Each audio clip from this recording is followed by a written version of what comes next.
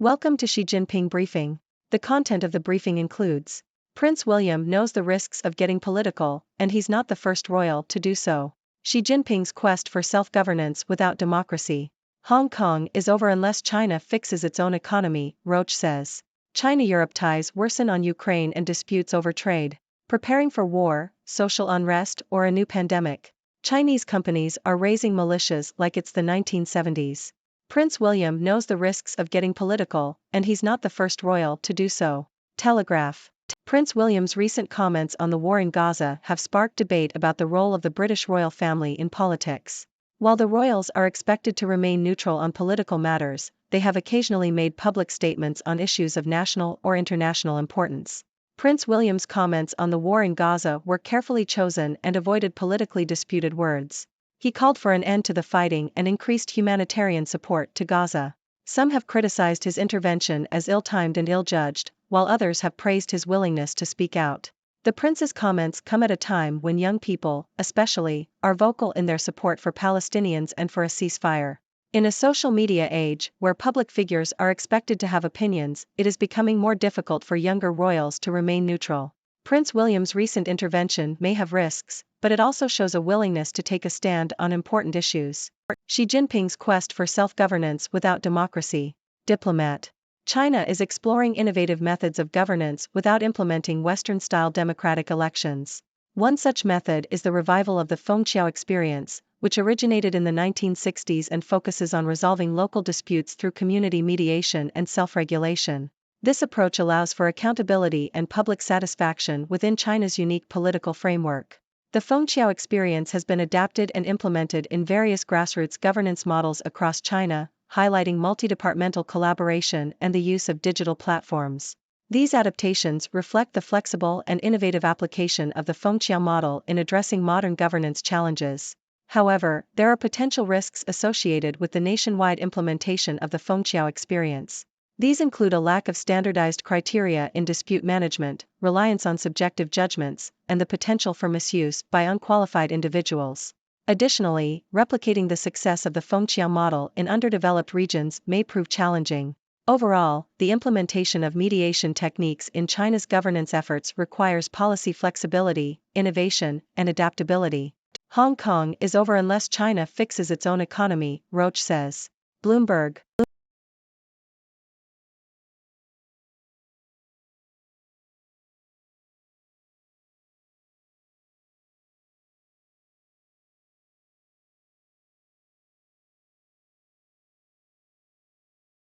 China-Europe ties worsen on Ukraine and disputes over trade.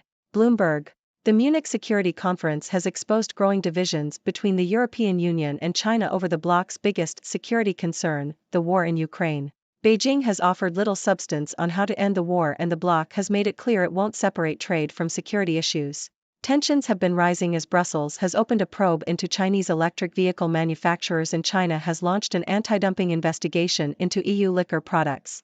Brussels is considering new restrictions on 3 Chinese firms that it believes are supporting Russia's war efforts in Ukraine.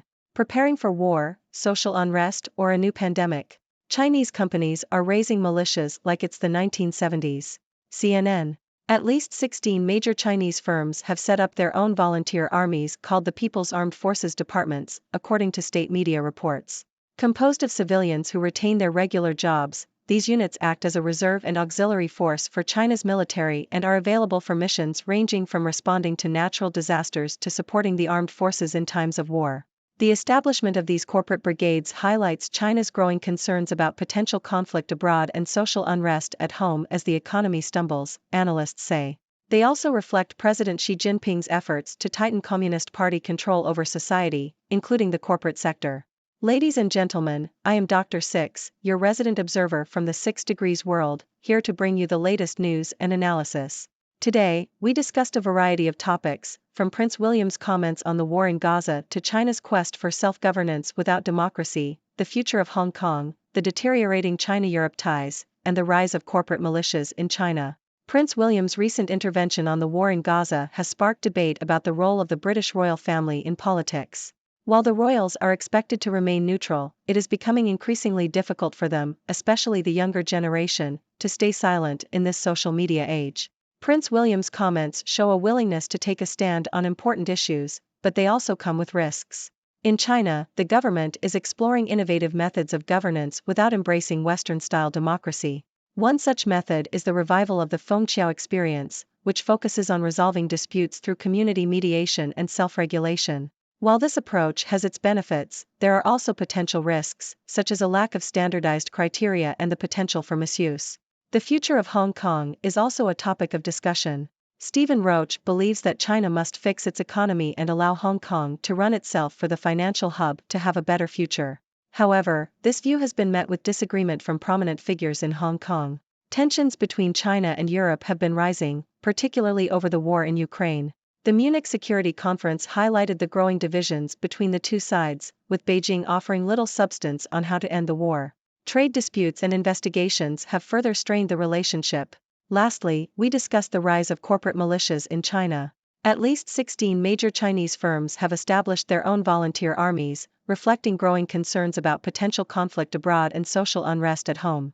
This also reflects President Xi Jinping's efforts to tighten control over society and the corporate sector. So, what are your thoughts on these topics? Do you agree with Prince William's intervention, or do you think the royals should remain neutral? What do you think about China's quest for self-governance without democracy? And how do you see the future of Hong Kong? Join the discussion and let me know your thoughts. Thank you for tuning in. The content above showcases the latest briefing reports and analytical synopses, thoughtfully curated by the 6Do team. These insights stem from a wide array of reputable media outlets, think tanks, government sources, and specialized experts worldwide. We encourage you to explore these sources for a comprehensive perspective. Keep in mind that while the content may not always align with the official standpoint of 6Do Brief, it's not meant to be taken as absolute directives for decision-making. Comprising seasoned media professionals, learned scholars, and accomplished scientists, the 6Do team embodies a trailblazing, fully independent media entity. To customize 6Do Brief to meet your professional needs, you have the option to subscribe to a diverse array of briefings on our website, 6dobrief.com. Regardless of your location, you can conveniently receive 6Do Brief via email.